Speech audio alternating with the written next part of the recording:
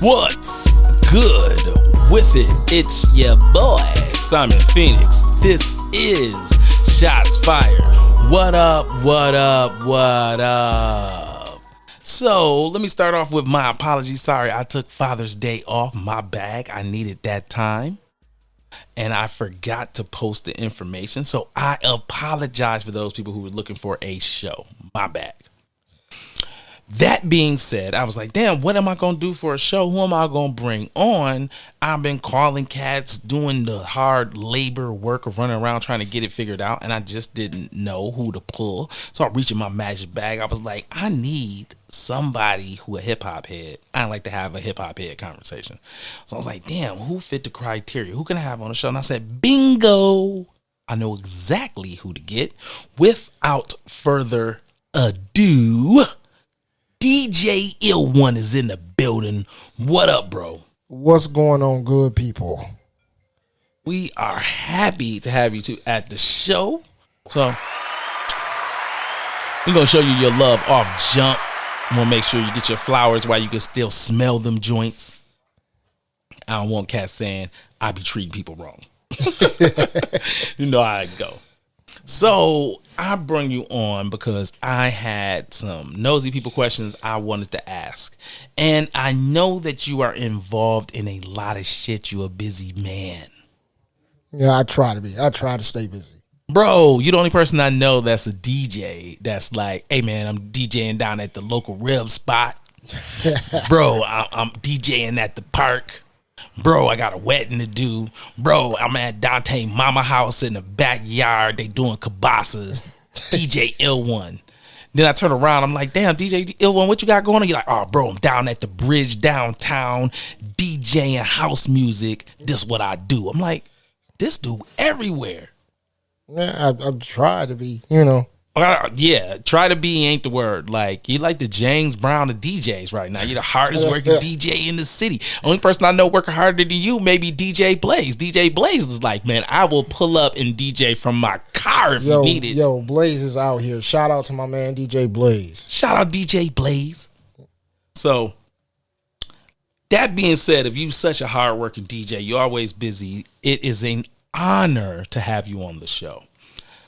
Let's start here. What do you think of the state of hip hop currently? Let's do national as the first part of the question and locally as the second part of the question. Okay. On the national level, I think it's like I said, it's an okay place. I'm not going to say it's in the best. It's not in the worst place either.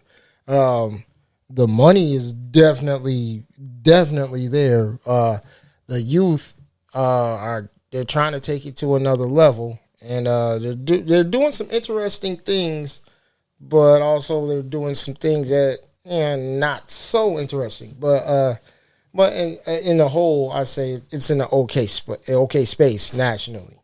Okay. For me, I guess I look at it like, nationally, there's a lot of things I like about hip hop currently. Whether it's the fact that, like me and you were talking before the show, the ability to get on is a lot easier. Yeah. The ease of it has helped out a lot, right? Yeah.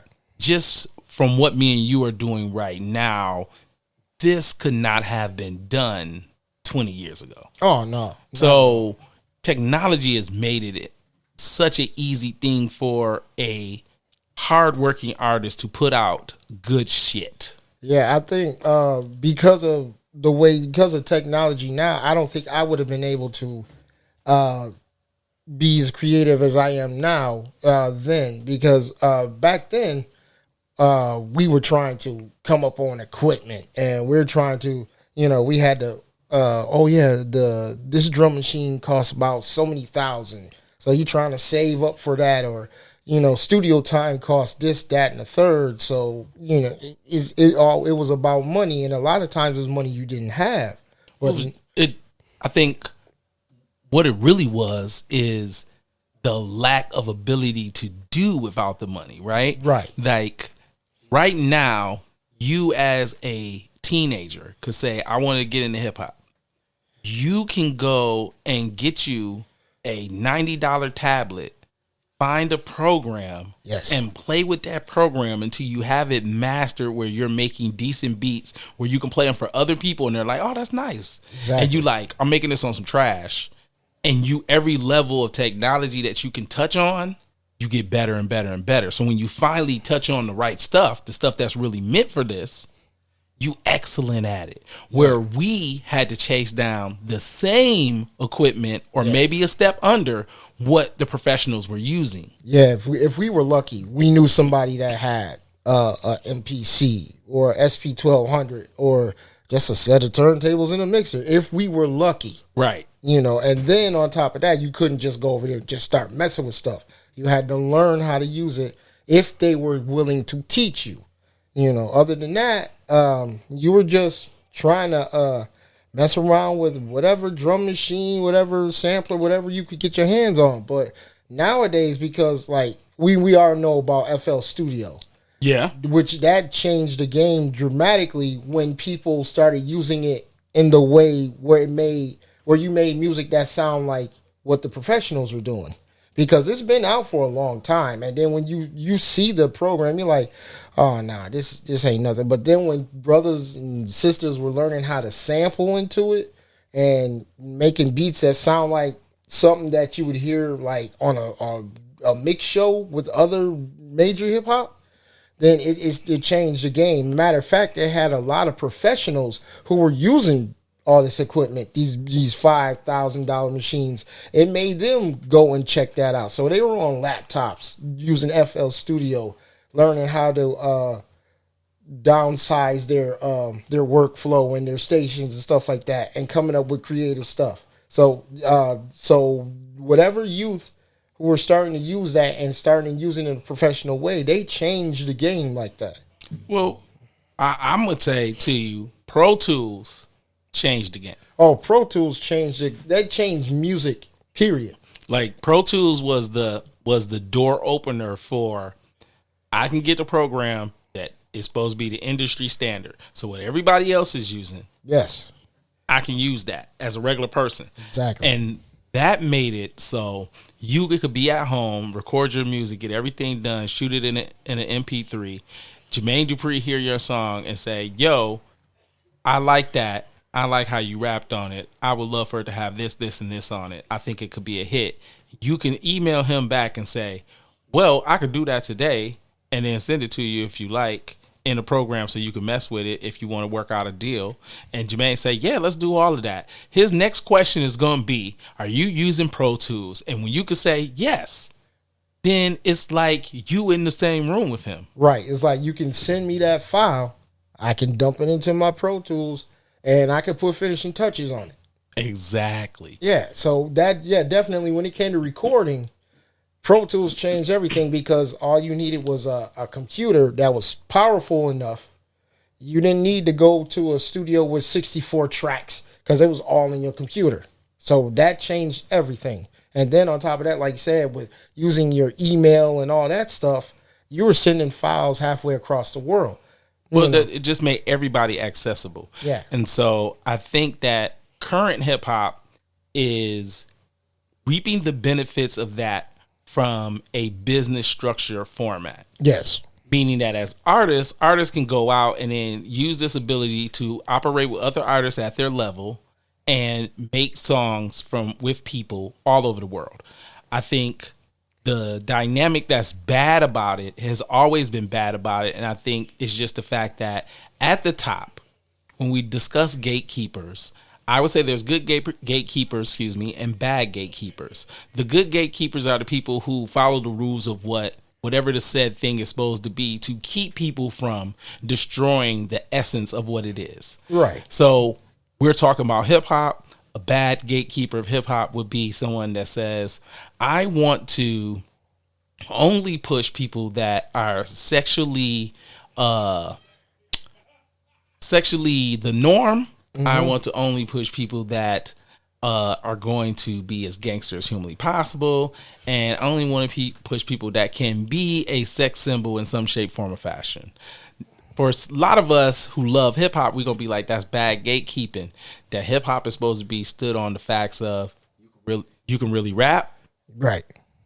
that you actually love hip hop and you have some understanding of what it truly is about, that there is a thing deeper than what rap is as one of its art forms. Definitely.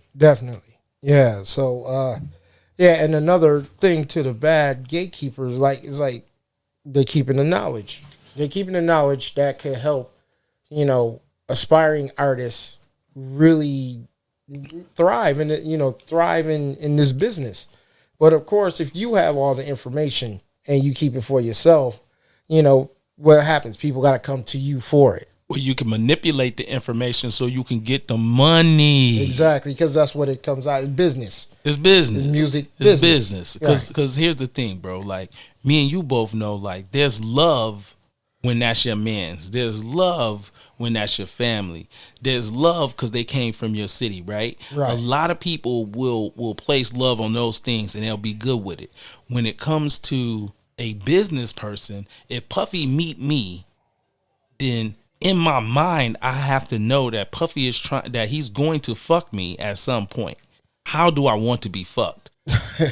I say that to people and they always be looking at me like, bro, you're so crazy. But I'm like, think about it. He's a businessman. He is there to help you get on, right? Yeah. Essentially, he's a gatekeeper. You don't want to call him that because he's a mogul, but he holds the keys to you getting to the next side.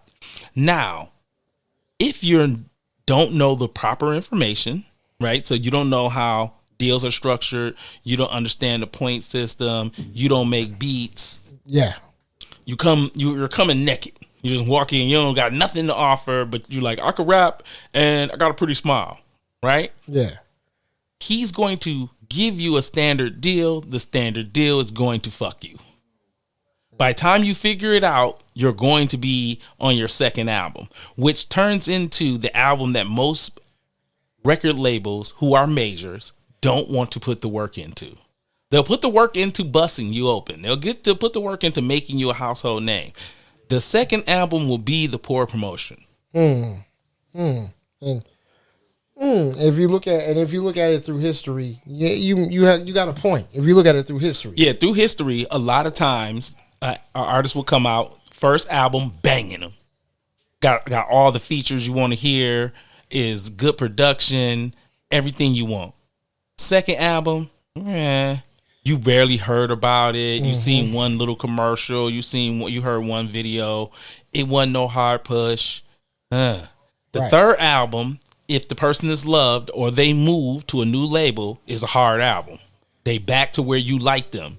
And for a lot of us, people are never going to be good as their first album, but I always tell them it's because of the hype of it. The first album is the introduction. It has, if you really love that artist, it has a hard single that you really, that's your joint. You can hear it in any time, any frame. You're good. And you give that person a different kind of love. Now, some people have that as their sophomore album for real. Like some people, their freshman album was trash. And then it took 3 years for the sophomore album to come out. And the sophomore album was worked like it was a freshman album. Yeah. Pushed really hard. And I always tell people the push is what, to me, from a listener's point of view, or the average man who's a listener, say, oh man, when so-and-so first came out, that first album was pushed. Yeah. Like you take Nelly's first album, the promotion was crazy for Nelly's first album, even though it took a minute to start popping. Like once they was like, ooh, we got a hit on our hands, the promotion stepped up to the point where everything was pushed at that album. Yeah, because that album went diamond. Yes. But the second album did just as good, though. Yeah, but the second album, now, he was an anomaly because if you really look at him, his first album was really good. His second album was really good from commercial status. Right. And his third album was really good. Right. He didn't meet the lull until he was at his fourth album when his fame started to change.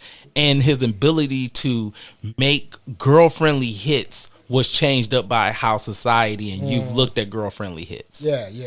That's true because, like I said, Country Grammar, diamond, Nellyville, diamond, Sweat Suit, which was the that did well. I don't know if it went diamond. But no, but he went like, I want to say he went like 4 times diamond. I mean, not 4 times diamond, but 4 times platinum or something like that. Exactly. It had a good run in comparison to albums at the time period. Right. And who was getting it? That's why Jay-Z made that comment of when no one's getting it like M Pimp Juice and Us. Yeah, right. that line right there. Yeah. That was it was a picture in time because that who was sitting at the top of album sales. Oh yeah, definitely. Yeah. But a good example of what you were saying earlier was Lloyd Banks. Think about it. The first album, G Unit, Crazy Push. Second album, was it Rotten Apple? Didn't do that well at all. Matter of fact, it was considered a flop. Right. Now his album he has out now, everybody's loving it. They're loving it. It's on the climb. It's on the rise now. But it's a hunger album. It's a This Is Who I Am album. Yeah. It's People Always Loved You, and you had to stand behind 50, but it wasn't that. It's that the formula for what people think is supposed to be your hits, because that's normally what are your hits, don't work for certain people. So a guy like Lloyd Banks can never be the sex symbol guy on a sex symbol song. No. Girls won't, because he can't not punchline. So even when he's saying slick shit to women, it's going above their heads when you were saying the real demographic is 18 to 21-year-old girls. That the majority of them aren't looking for the witty punchline. They're just looking for the you're sexy. That made sense for me to vibe with your song. To talk shit with your song, or you're super duper gangster. Lloyd's gangster, but he's gangster in a smart thug way, not a I'll slap you up thug way. Right. And for a lot of people, that's still considered nerdy. That's why nerds love super dope MCs. The nerdier you are, the more abstract your super dope MC is to you. Right. If you are into Gundam, you're a Ghostface Killer fan. Yeah. You see what I'm saying? True. That's the kind of shit that hip hop propagates a lot of the time. And so a guy like Lloyd Banks will appeal to me and you because we like rap. So you can hit us with a bunch of metaphors, a bunch of rhymes, and this you jumping in and out, and you real slick with it. We love that shit. Yes. We love wordplay. Yes, all of that is what we're on as men. Yeah. But a lot of times that 18 to 21-year-old girl group ain't gonna rock with you for that. No, it's not. They're rocking with you because when you took your shirt off, you had a 12-pack that don't even exist. They rocking with you because you got the kind of tattoos that you look like you slap people in the face and they just lay on the ground like, please sir, don't hurt me, you're the toughest man ever. Right. You're giving off that level of bravado. The song is just adding to your swag and fame. Right. And it's catchy enough that people continue to sing it because it's catchy. Right? Yeah. You're getting that and the pass because of the energy. We can't, and it's hard to quantify that onto every single artist. Right. Because every artist can't sell that particular vision. No. Where Lloyd Banks is best served at crushing real rapper songs. Right. He can't be I'm sexy. You're going to fail. Every time you put the I'm sexy, that's going to fail. Right. Exactly. Because it's the same thing you try to do with Tony Yayo. That's not going to work for them. Well, Yayo's but here's the thing though, right? He's as his own. But here's my thing though. The reason why I say that is this: when you put those two together, me and you see how different they are. Yeah, they were given the exact same game plan. Now you see what I mean by that, right? Exactly. The game plan was wrong for both of them. But they were still given that game plan because that's the game plan every artist gets. Right. And proof is when Game joined. Because when Game joined, he had the bravado. He had the sex appeal. He was just different from them.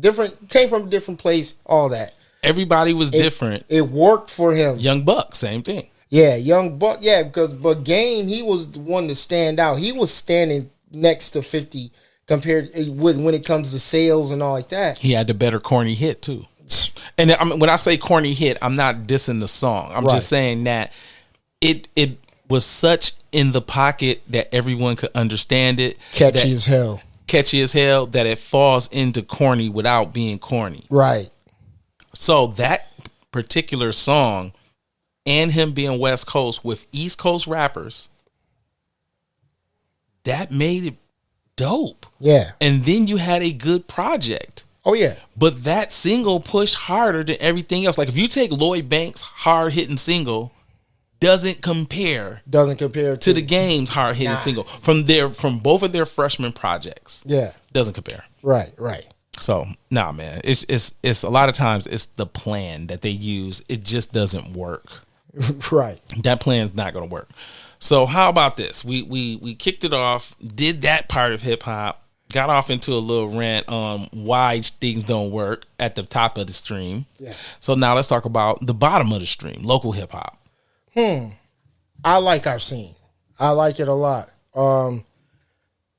We got a whole lot of talent that people don't recognize, don't realize. And I'm talking about, I'm not even going back to like our legends and you know. Are you talking about right now? You talking about the wolves that's running around right now? Right now, I'm telling you this. I'm loving it. Yeah, there's last thing I seen was that event, the Barcode League that they have. Yeah, Barcode. Yeah, like Barcode. I challenge any MC and any local MC that think that they are about their weight in salt. I guarantee, I go into the Barcode League, go and mess around with them cats. They will clean you up. I mean, I'm happy to see it because you know right now these young cats, they have a hunger. They want to let everybody know that when it comes to like battle rap and stuff, like Detroit and the East Side, they got their stuff, but we got some killers over here too, and they ready to get busy. Just unleash the wolves. That's what I saw, you know, in the battle scene part. But then there's a lot of young, hungry artists out here that are doing, they're trying to do it for themselves. They're all trying to be independent. They're trying to ride their own waves.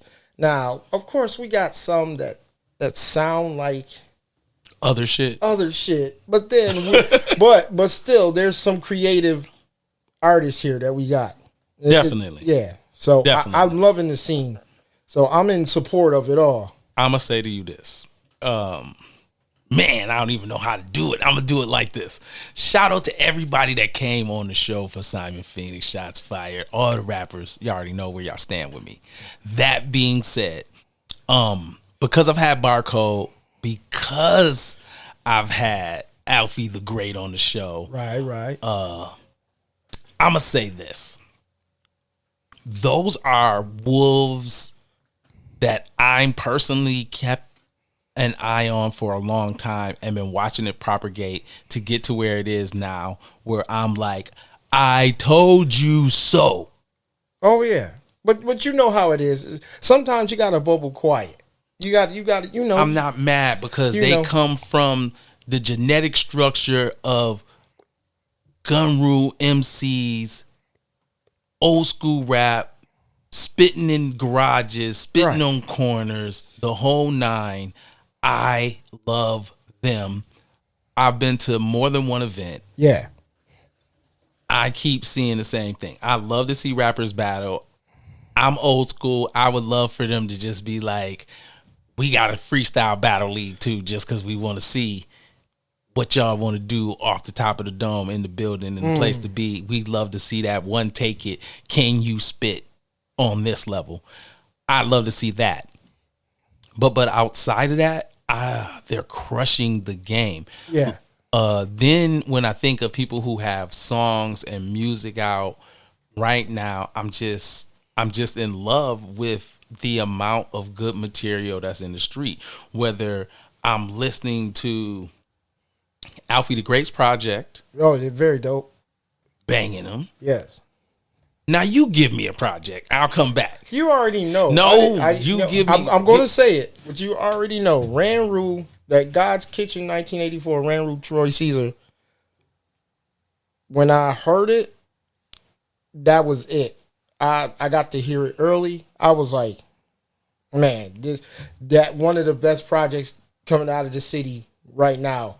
I said, but Alfie, he let me hear it like after. He let me hear his after. I was like, okay, all right, these boys ain't playing. Bro, both projects, I'm not holding you up. Yeah. Both of those projects, bang, bang. Yeah. Then I'm going to say, for me, I was in love with Sarge Dane's project. Sarge is so dope. liked everything about the project. She's so dope. She is so I dope. enjoyed it. That's why I had to start out with I'm doing a shout out to the people that's been on my show because it sounded like I'm biased. That's why I needed you to bring up someone that hasn't been on the show so I wouldn't sound biased. And another one, Shadow. I'm glad you said his name and not me. Because he's coming with some stuff. Boy. Bro, the secret stuff I've heard with the sauce on it, bang, bang, boogie. Y'all done poked the bear. That's all I got to say. Y'all done poked the bear and he about to show his teeth. I already know what it's going to be. I can't wait. Right. I can't wait.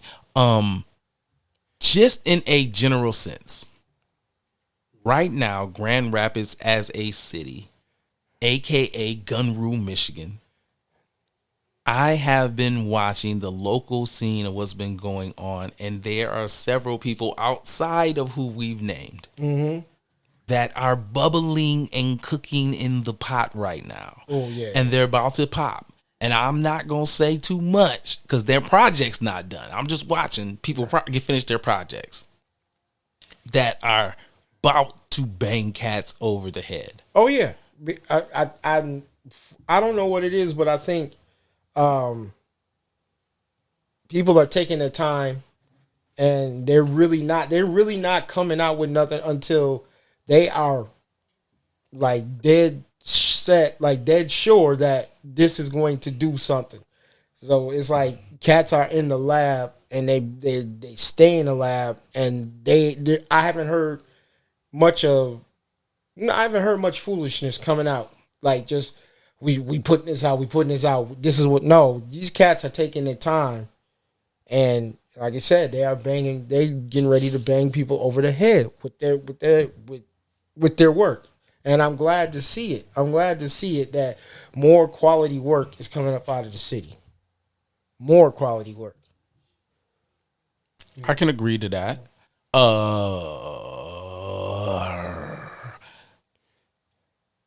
I just feel like I'm tooting the horn, but I can't help but say it. My city is a year away from causing a major disruption in the music industry. You heard it here first. Grand Rapids, Michigan will cause a major disruption in the music industry in a year's time. I can agree with that. I can definitely agree with that. That's where I'm at locally. And the reason why is because this is going to be a major city based off what it produces. Not based off the amount of people that's here, but based off what it produces. Yeah. This will be considered a major city. Yeah. We have 1 year left. All the rest of the pieces to the puzzle have been put together.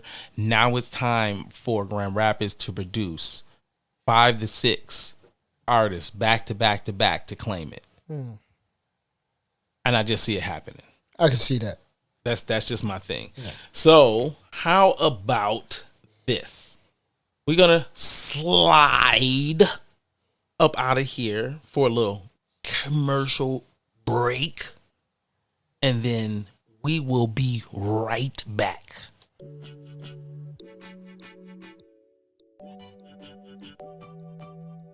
Stock the Bar Vodka, made right here in Michigan, distilled from Michigan red winter wheat.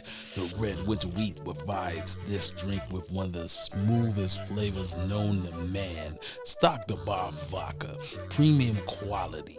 Our motto is smooth taste with a purpose. And now, the official sponsor of Shots Fired Podcast. Stock the Bar Vodka. Pour up a glass. Drink with a purpose. Brought to you by Mind Bender Incorporated in association with Ashy Radio.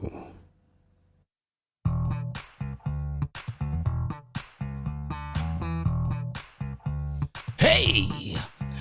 Remember back in the days when you used to jump on the dance floor when you heard a groove like this, but your body just won't let you do it any longer? Well, hey, I got the situation set for you, baby. What you need to do is get with Earl's Aspercreme. That's right, Earl's Aspercreme. Earl's Aspercreme is made from the finest ingredients in America. That's right, here in America, baby. And anyway, Earl's Aspercreme is good for those hurting knees, that bad back, those elbows, and those shoulders. And if you don't want to take it from me, then go ahead and listen to one of Earl's happy customers. Let me tell you, get yourself some Earl's Aspercreme, baby. I had a fracture, fucked up hip. I was sitting there in a nursing home of all places. I sat there, I was up and down that nursing home after I sat there and took some Earl's Aspercreme. And I ain't no nurse, baby. Earl's Aspercreme gave me that marathon strength. That's right, Earl's Aspercreme.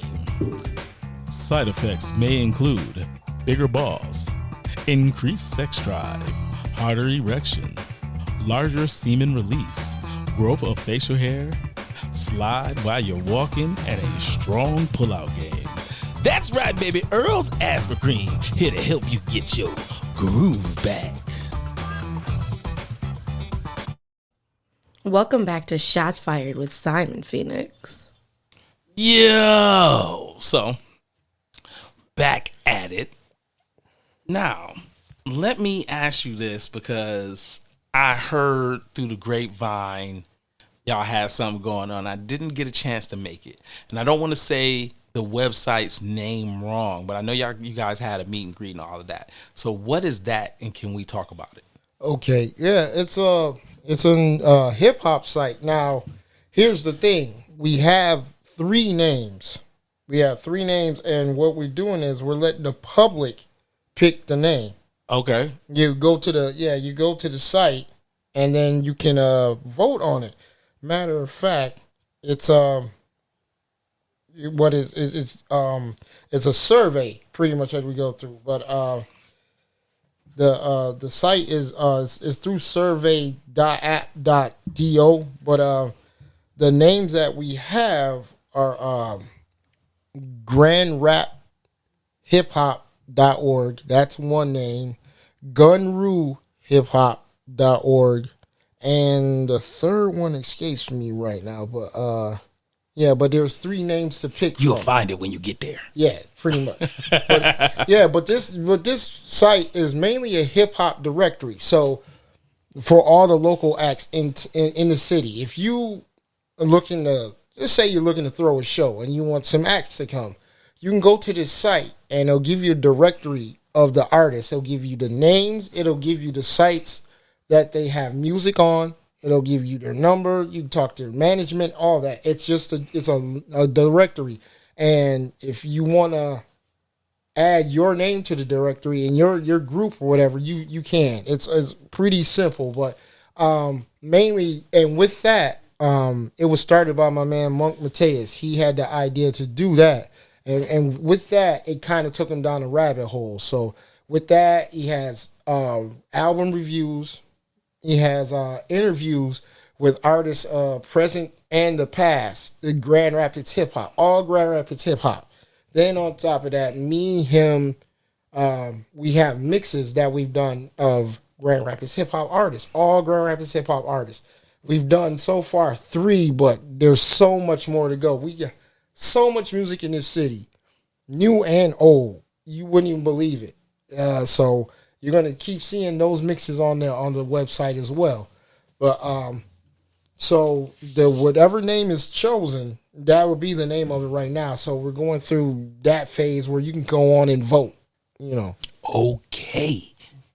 So y'all heard it here first. Now, me personally, I'm going to give what I want to see. I would like to see GunRuHipHop.org. I think that all cities have multiple nicknames. I believe that Gunru should continue to be the nickname of Grand Rapids, Michigan. Yes. AKA Beer City. AKA Furniture City. Right. So I think that Gunru is a nice representation, especially because it was given a new moniker of what it stood for. And if you don't know, I'm going to say, go holler at Alfie the Great. That's all I'm going to say. Go holler at the God. Let him put you on. I ain't going to put you on yet. I'm going to let him put you on and you come back to me. Yeah, because definitely gun rule, that what it stands for, who said it, all like that has been debated. I mean, like any legendary thing, you know, I'm quite sure there's somebody saying, my grandfather was the first person to call D.C. Chocolate City. There's somebody else like, no, this person did it. We'll never know how the cities got their nicknames. Right. Never. Because I'm sure that even with Beer City, there's probably like 3-4 people arguing whose dad came up with that. Exactly. It's 415 breweries in Grand Rapids. It's Beer City now. From now on, I'm just the Beer City. No, it can't be Beer City. This ain't Milwaukee. It's Beer City. I said we got a bunch of breweries. That's what it is. Yeah. That kind of vibe. Yeah, let them tell it. Yeah, let them tell it. So you never know, from that point of view, who's right, who's wrong. So who are we to argue that? Right. There's no point to argue that. So this directory of Gumroot Hip Hop will this have old and new? Yes. Okay. Yes. All right. And with that, like I said, went down a rabbit hole. Started to find out that on the website as well. There's interviews with like Vito from Euro-K or The Realist. There's interviews with other like some other DJs like Unk Funk and stuff like that, and they're telling their accounts of like from the beginning. Like they even got an interview with Robert S. Oh yeah. So yeah, they're going from the legends. Shout out Robert S. Right. There's write ups on WEHB. Okay. Yeah, there's more to come. Like there'll be articles like on the story of Beatniks, things of that nature. We're just pretty much trying to cover all of Grand Rapids hip hop. Like, period, the whole culture. So that's nice. That's nice. Well, I wish you the best. I'ma holler at you behind the scenes. I would like to contribute definitely some of my time, energy, and maybe equipment to help y'all on your way. You know how we do. Yeah.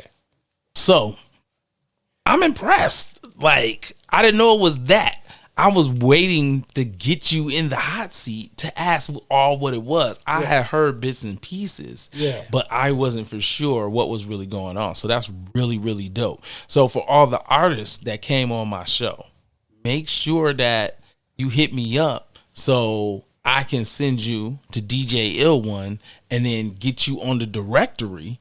So then now people can find your management. So if they want to book you, if they just want to listen to Gumroot Hip Hop, and they want to make a personal mix CD and go through all of the great music that we have from this city, here's a one-stop shopping spot. I love it. Right. Love it. That's what's up.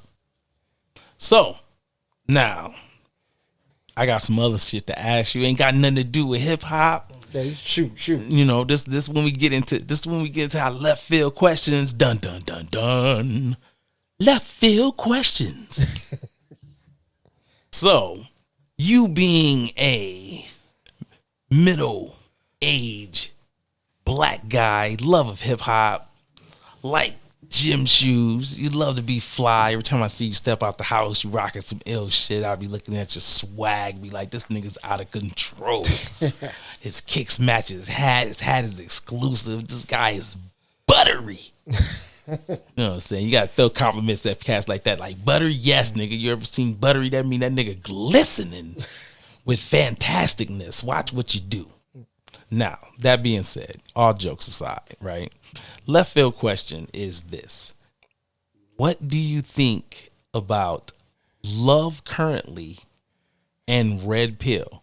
Now, for my listeners, if you don't know what Red Pill is the viewpoint that society is kind of tilted, doesn't like masculinity, and has left men at a disadvantage. And Red Pill is kind of giving men a certain amount of game to get themselves reorganized in today's society. Now, okay, this is how I look at it.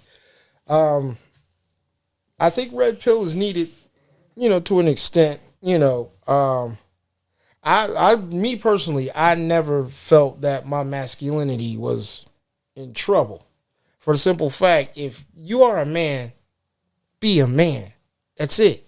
You don't let no one challenge any of what you stand for, what you're about. None of that. If you are a man, then be a man. Now, there's a lot of boys trying to call themselves men, and they don't quite get it. And so that's where they have the struggle. But and back to the red pill thing, I think it is needed because there's a lot of misconstrued views when it comes to men and women, the relationship black men and black women, mainly because we seem to be at war way more than we should be, and there are some things so you say like Kevin Samuels and things of that nature. Now, here's the thing about him. I've listened to him. I've listened to him pretty thoroughly, and we all know that a lot of people don't like to hear the truth. The bare naked truth. It's too much sometimes to take because you hold that mirror up in front of you, and you got to take a long, hard look at yourself. Now, with him, the thing is, a lot of these women, they come at him the wrong way. And yeah, he is, he does, pop off a little bit, but he's only doing it from what I see. He's only reacting to what is given to him. Now, when he tells you, when he talk about high value men and women and all that stuff, he's just telling you, the one view, and it seems like the ladies that call in and stuff, they get upset, and I don't know if they're listening or are they calling to respond, not to listen, because a lot of times, say that again. Sometimes they're calling to respond, not to listen, and and I am not part of the He-Man Woman Haters Club at all. I respect women, the whole nine, but I'm not gonna sit up there and put you on a pedestal and you gonna try to disrespect me and think I'm a pushover, because that's what I'm not. I'm a nice guy, but I'm not a pushover. And with that being said, there are some things that people are going through that they're not dealing with. They're not taking accountability for, and because of that, all these games and all this stuff is being played. And then you come to where we're constantly griping at each other about women trying to tell men how to be and men telling women how to be. And it's all silly. But getting back to Kevin Samuels, you have to sit there and you have to really listen to him in his entirety. You can't just listen to one part and think you got it figured out. No, listen to watch one of his shows from beginning to end, and you'll find out way more than you bargained to find out, because he's not. I don't think he's being brutal to be brutal. He's being brutally honest so that you get the picture. And the thing is, sometimes you just have to just listen. Now, you don't have to agree with everything he says, but just give him a listen. My view. I'm gonna say you're cooking. For me, right?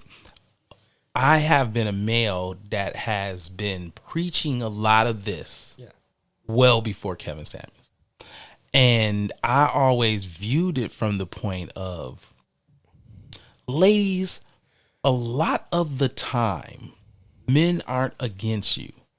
What they're saying is that there was consequences for your actions as they are for me. Exactly. And when you pretend that they're not, this is when bad things happen. All the time. And men are looking at you going, you're calling, let's say a person like Kevin Samuels, you're calling him to ask a question and then tell him he's wrong for the answer he gave you. Right. And to be honest, it's all opinion until he starts speaking fact. Like when they ask to be rated, that's opinion. Yeah. And you don't have to take that personally. No. And where he's rating you from is a point of view of him saying, look, if you were being rated to be a model, this is what they would say to you based on those stats. Right. Ma'am, it is what it is. Now, if you're saying individually, every one of us have a different set of tastes. Exactly. Each one of us have a different level of what we think is fat. I used to tell girls all the time, I don't think you're fat till your gut is bigger than your boobies.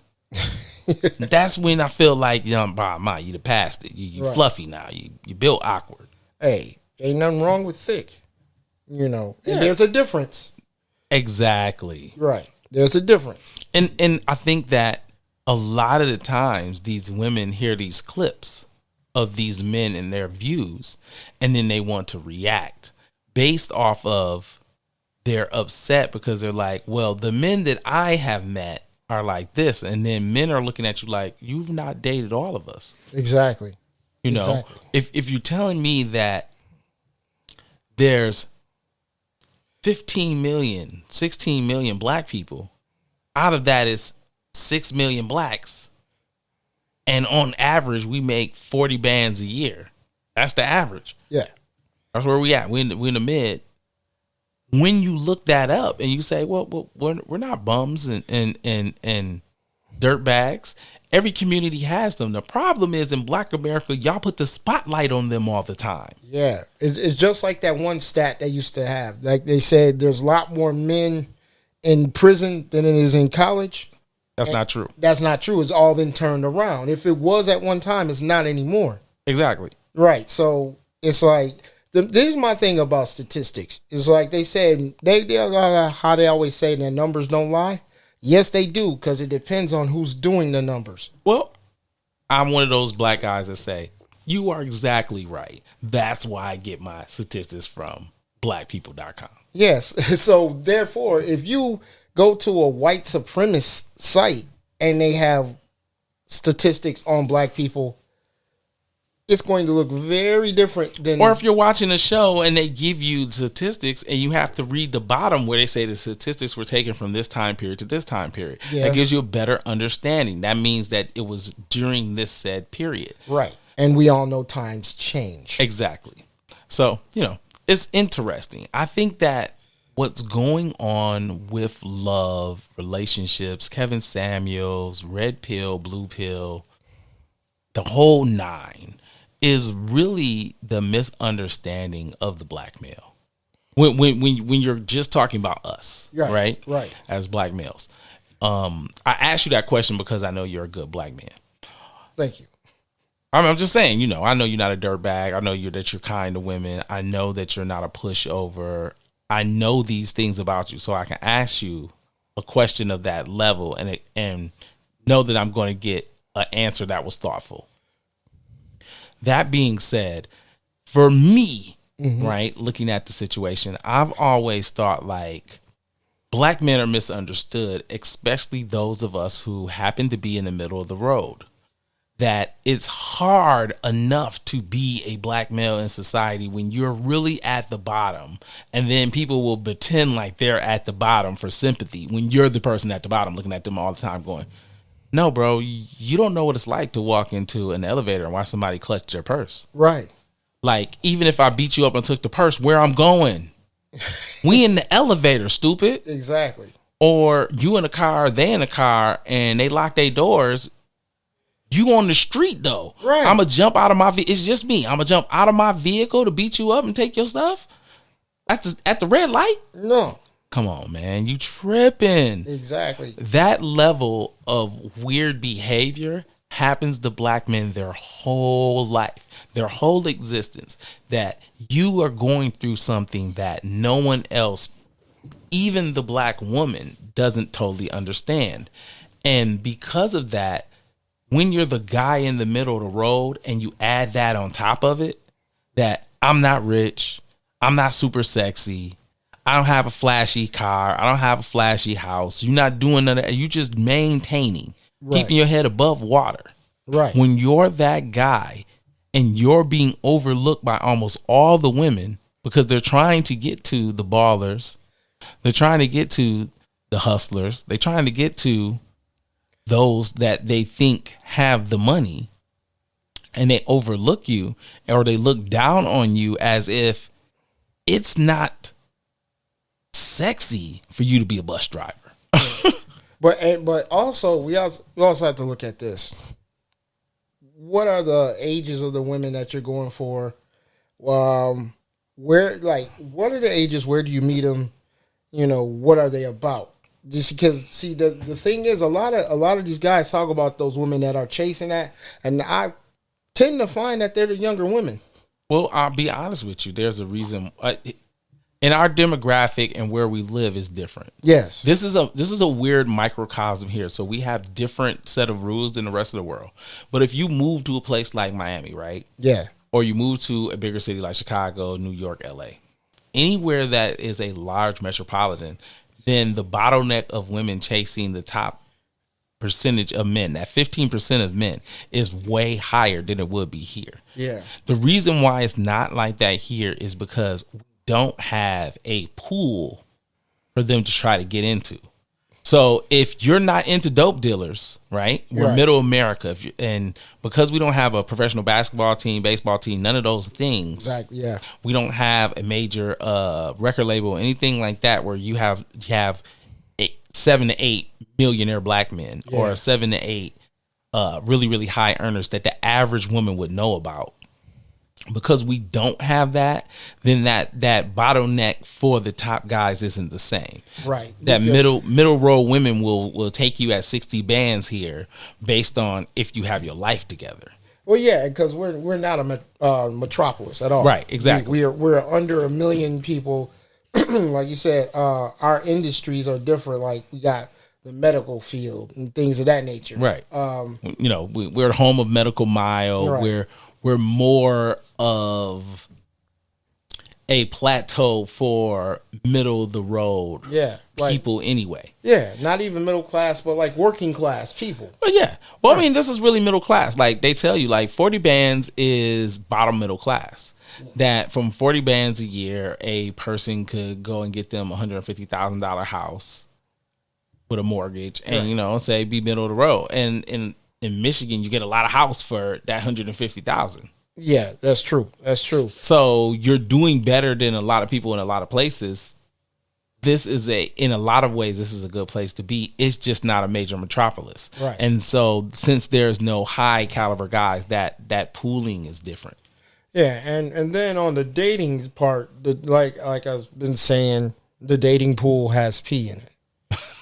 The dating pool does not have pee in Yes, it. it does. Here's what the dating pool has in it, right? To be perfectly honest, what the dating pool has in it is a lot of people who made mistakes early, and either A, they're cleaning their shit up, or B, they're never going to learn. That's what the dating pool really has in it, because all of the people who were smart enough to pick early were done playing, Yeah. or the people who felt like they didn't like the dating pool, they went out and they then worked hard on self, and then they ran into somebody to add to that chapter. Well, yeah, and yeah, that's life. But I can agree with that. But I guess because times have changed, especially like someone like me, you know, You're middle age. I'm middle aged. You know, I was married for so long, and I'm not anymore. So of course, getting back out there is a whole foreign thing. And, you know, and for me, when it comes to like, you like we're talking about women that are looking for men, like so and so, I don't really, I guess I don't pay attention to that. I just pretty much, I know what I want, and I look for that. You know, I'm not going by just the physical and all that other stuff, because a lot of the time that's when you encounter that stuff. Like, oh, you make this much and this, that, and that. Well, the reason you're encountering it is because she is, so the hotter a woman is, right, the more that males are going to shoot their shot. Because you have more males shooting their shot, that she has a better selection of the higher caliber males. So if she's shallow it's easier for her to fall into the bad habit of then asking those questions. Yes, but if you talk to a lot of women that are attractive, I don't get approached. I don't understand. I don't get approached. Guys don't talk to me. Well, that's because the average guy is intimidated by the idea of talking to women. And that comes from the culture of you not shooting your shot. Yeah. So here's the difference, right? And I said this to my little brother because he was like, I get buns. And I was like, most men don't get buns. I was like, the percentage of of men as a whole, that age you can get buns. Yeah. So 18, where we ask people that type of stuff. Right. 18 to I'm old and coughing. Most men aren't getting any buns, meaning they're not having sex. Most men aren't. Well, why is that? Well, if you're being honest, you're talking about white men, Asian men, and Latino men. Black men get a pass. Why is there a pass? Because black men are the kings of being, you shouldn't be messing with us. We have all the bad stripes against us, which makes us sexy. Yep, makes you more curious. So for black men have a lot of avenues that they can use to have sex. So when you're a black guy and not having sex, it's either because you're really, really, really, truly not trying, or you have said to yourself, I'm not going to do these things. So you could have said, I'm not dating anyone outside of my race, and she got to be hot. Well, then, yeah, you're probably not having sex, right? If you really being honest as a human being, you'd be like, yeah, it's only so many hot girls. If you said you ain't having sex with none of the other races and only hot girls, and you make $40,000 a year, and you don't go outside a lot, and you're not in the clubs, and you're not doing anything to attract this level of chicks, you're not going to get her. Not at all. So you're not having sex. It's almost impossible. Exactly. Yeah. And so that stat falls for all those other races of guys, because black guys normally will be like, I'm in a situation where I could have sex. Might not want to have sex with you, but I could have this sex. I can get these buns. She funny looking, she cross-eyed, but we're in the bar, it's a bunch of corny dudes, and it's me, she gonna pick me. And see, that's human nature. Exactly. Yeah.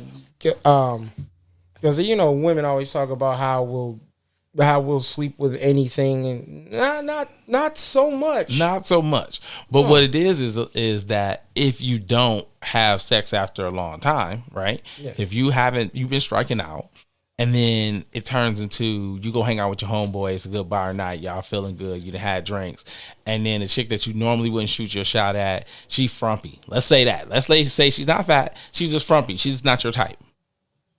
You know what I'm saying? Mm-hmm. You're atypical black guy. You're into big booty black girls, and the frumpy white girl is on you. You've been pushing her off. Your man been putting shots in you. Her friend is talking nasty to your man, so he wanted to go down. So he helped the situation along. Like, yeah, bro, have some more drinks. Blah blah blah. Right? You get to their crib with your mans. You chilling. Your man slide out. He leaves you with the frumpy chick. Every man has been put in that situation, depending on your alcohol intake and your willpower, if you smash. It's to take one for the team situation. Exactly. And men are put in that position way more times than women are put in that position, based off the fact that your male friend don't give a shit about you. Let's be honest. He don't. He love you. We don't give a fuck about you, bro. He like, bro, if you fuck that fat, ugly girl for me so I can smash her good, cute friend, I got you on the back end. That's how men treat that. And usually that's a lie. That would be a lie, because it'll be another situation where he wants you to take one for the team, because now he knows you will do it. But he also knows that you are not macking down chicks on your own accord. Right. But because that would keep you out those situations. Yeah.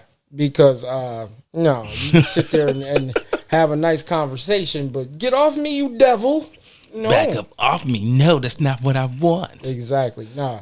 But yeah, so that take one for the team stuff. Nah.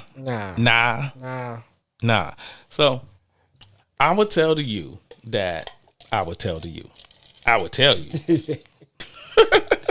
I like when I mess up and I catch myself on air. That makes me happy, because that lets me know that I'm not crazy. Sometimes you mess up, right? But I would tell you that when it comes to people, relationships, and doing those kind of things, taking one for the team, being a good wingman, things of those nature, right? Of that nature, rather. I think that all of the time that's funny because men are the people who take that, who deal with that. Yeah. More than women have. And I've talked to a lot of women where they're like, yeah, my girl trying to make sure like he in the realm of what I would best with type of stuff. Da, da, da, da, da. But as men, you like, nah, man, I done walked in on some capers where I was just like, really? Really, that's what we doing today? Like you kidding. Like, no, bro, I'm not participating at all. And you be a dirtbag the whole time. And you like, if you leave the room, I swear to God, I'm gonna be watching a movie in the opposite seat that you get up in from you leave to let her know, don't touch her. Well, yeah, and like I said, you know, if you're in that predicament, you're like, yeah, conversate or something. I'll converse. You'll converse. I'll converse, but you'll kick it, chop it up. Yeah, but that's about it. Like, yeah, it was nice meeting you. Yeah, no, I'm not. If I'm not feeling it, you can't make me feel it. It's not happening. It's not happening. No, it's over. I'm not looking at her like, oh well. It's over. No. It's a done deal. Right. I'm like, it's a wrap. You know, be like, bro, you could just take her home or something. You don't need, you know. Bro, you don't need me no more. Right. I got you here. She feeling frisky, bro. I'ma leave. But of course, she's not gonna want to do it. You know, her friend's not gonna want to be with you because her girl is, you know, her girl is left out. She being a team player. Yeah, well, she like, I with Sally. Sally don't look that hot. She don't get out ever. Tonight's the night I got her blowed. You gonna blow her back out, Dante. You gotta, you have to. You got. She ain't never been with a Dante either. You go blow her back out, Dante. No, I'm not. No, I'm not. Yeah, I mean, come on. You got to have some. I'm telling you, bro. No, this is how it happens. You know, this is how it happens. All right, so ask all my questions. I've had you in here. It's a great show. I appreciate you coming through. All the nines. Now, I just want you to give where people can find you, where they can get a hold of music, merch, your favorite shoe picks, pictures of you if they trying to jump in your inbox at a later date and be like, I've never dated a DJ. Show me how to work it out. Well, let's see. You can go to my SoundCloud, which is it's Kamal Williams SoundCloud, .com. Then there's my Instagram, which is at L126. I'm on Facebook, and I also have a website with my crew, my DJ crew, which is Butcher Cuts crew. Butcher Cuts in the building. When y'all dropping a mix CD, man? Y'all need to drop a mix CD, man. We're working on a actual album. Can I be a part of it? It's gonna be, and see, that's the thing. It's gonna be 3 cuts from Monk Mateus, 3 cuts from Big Nat, and 3 cuts from DJ Ill1. So it's gonna be a little EP, I believe, and can I be a part of it? We are definitely doing joints with rappers on it. So I mean, I'm a rapper, singer, and a dancer. I'm a triple threat. We only need the rapping, though. Damn, my old man dance is hot though. Yeah. My old man dance is hot out here in the streets, boy. But I'm doing that, and then I'm still working on my solo joint. It's called Grooves. I'm still working on it now. Hopefully that will be out before summer is over. We're steadily working on that. Then I always have Ill Out Radio, which is on SoundCloud as well, which is it's like a radio, it's a mix show, but it's my radio show. So it'll be like the one I have out now is new R&B. The next one, I'm not sure exactly what the next one will be, but I try to tell, if I'm not just like displaying new music, I want to tell a story. So when you hear my mixes, I'm trying to tell a story. Okay. Yeah. That's that DJ shit. Yes. So that's what's going on with me right now. That's what's going on with you right now? Right now, yeah. Okay, so y'all are already here. Find him at DJ Ill126. Is that Twitter? No, I am on Twitter. Yes. DJ. Well, Ill126 on Twitter. Oh, Ill126 on Twitter. Let's get it right. Ill126 on Instagram. Okay. My SoundCloud is I actually have a DJ Ill1 SoundCloud, and I also have Kamal Williams SoundCloud, which is so both of them. Yeah, which DJ Ill1 is mixes and Kamal Williams are beats. The beats is fire. Fire. When I tell you they fire, I'm telling you, like, I'm gonna pretend like he not in the room.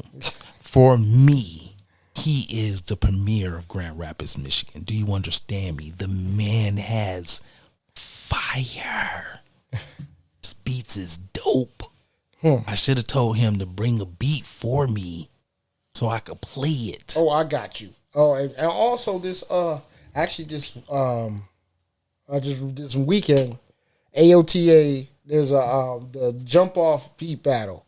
Where does that? That's going to be in Lansing, but it's going to be live streamed on Facebook. Okay, Sunday. So we on Facebook Sunday live streamed. Right, AOTA.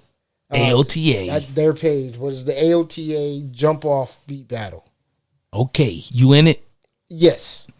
Then you winning. I hope so. This is going to be my last time competing. That mean he winning.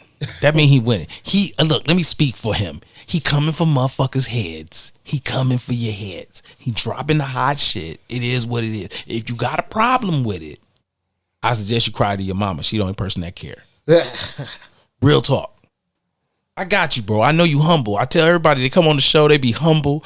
Hey man, my album. Everybody turn into the nicest person. My album coming out. Now, I just think it's a good project, Simon. It's just gonna be good. I have to turn it to the wolf form. Hey man, the album coming out, the shit fire. You already know. We mad rappering it out here. It's this shit fire. If you don't listen to it, dudes in black masks gonna show up at your house, duct tape you to the car, playing the shit on repeat. You understand what we saying? We here for that. Straight up and down. You gotta get beefy sometimes, man. I know, because I have fans. I got like 12 of them. Out the 12 fans. Tell people all the time, I got 12 fans. That's all I got. If you come to my show, you ain't getting no bumping numbers. That's not what's gonna happen. Right. Sorry. I'm not global yet. They don't like me. They listen to my show, they're like, you had a good show. They never come back. I'll be like, damn. Or I got people that come and check my show out. They'll listen to all the shows. And then I'll be like, damn. That was one person that had 100 show bump. Like, that was one new person that listened to everything over the weekend. Like, you was wilding. You be wilding on there. Yeah. I got love for my people. But yeah, man, y'all come on. Y'all sound soft. I go bogus because you a hell of a producer, a hell of a DJ. Thank you. I wouldn't have you on my show if you was subpar Tony. You're not subpar Tony. You're not whacking and scratching. That's not you. Just because you do a backyard barbecue, a bar mitzvah, somebody's birthday party, right, Uncle Willie's retirement, does not mean that you are a trash DJ, because you are going in DJ competitions, killing it. Then you make beats, and your beats are fire. You're not the dude that beats be like, yeah, that's not you. There's videos of you doing the mix where it's 50, 60, 100 people in the comments like, oh my God, that's fire. Hey, that's for sale. What's going on with this? Because you are that guy, man. So I'll be wanting to toot y'all horn because I'll be looking at y'all like, don't come on my show being I'm DJ Ill1. My real name is Kamal Williams and I'm a really nice guy. No, I need you to come on my show and be like, yo, man, I'm motherfucking DJ Ill1. You should know what it is. I'm hanging out with your boy Simon Phoenix. Shots fired. Bang, bang. This is what we do. This Grand Rapids, Michigan. If you don't know, we about to learn you today. Right. That's what it is. I need y'all to feel like that because that's what it is. You too talented of a person not to know that. Hey, I know it. It's just, still it's something to be said for humility. That's it. It is. But it's a time and place for everything. Definitely. And this is the time and place for you to be bold business, the spotlight on your ass. So, all of that being said, I have been Simon Phoenix. This has been DJ Ill1, a.k.a. Mr. Kamal Williams. If you don't know, you need to find him. Just jump on Facebook, look him up. He do all the parties. He make beats. So if your ass rap, you looking for some beats, he do that. That's what he do. So, holla at my mans. That's all I'm saying to you. Holla at my mans. Now, I'm out of here. Thank you, Mr. Kamal Williams, a.k.a. DJ Ill1. Well, thank you for having me again. Thank you. You always welcome. You always got a spot. You ever want to come on and talk about anything, All right. you got a spot here at Shots Fired. We ain't going nowhere. All right. My goal is to be the longest running podcast in Grand Rapids, Michigan. That's my spot. Y'all, the rest of y'all can do whatever y'all gonna do. Y'all can blow up, whatever. But I want to be the longest running podcast in Grand Rapids, Michigan. I want to be the one that when someone say, who you have, I have everybody. That's what I'm trying to do. Who you have on your show? Everybody. Real talk, bro. Right. That's where I'm at. I appreciate you. Anyway, this has been Simon Phoenix. This has been Shots Fired. Thank you to Mr. Kamal Williams, a.k.a. DJ Ill1. Holla at your boy. I'm gone.